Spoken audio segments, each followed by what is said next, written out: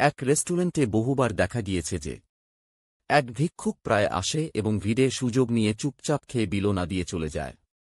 একদিন রেস্টুরেন্টে যখন সেই ভিক্ষুক খাচ্ছিল, তখন এক ব্যক্তি রেস্টুরেন্টের মালিককে গিয়ে বলল, ওই যে লোকটা খাচ্ছে সে ভিড়ের সুযোগ নিয়ে বিলো না দিয়ে চলে যাবে। তার কথা শুনে রেস্টুরেন্টের মালিক হেসে বললেন, কেবল আপনিও নন, আরও অনেকে ওই লোকটার বিষয়ে আমাকে অভিযোগ করেছে।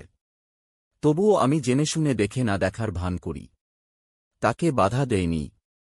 কারণ আমি মনে করি আমার রেস্টুরেন্টে ভিড় ওই লোকটার জন্য।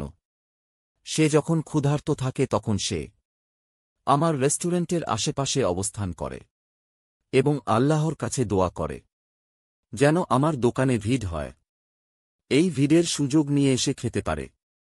এজন্য অহংকার করতে নেই। আমি তো তাকে খাওয়াচ্ছি না, বরং সে তার ভাগেরটাই খাচ্ছে।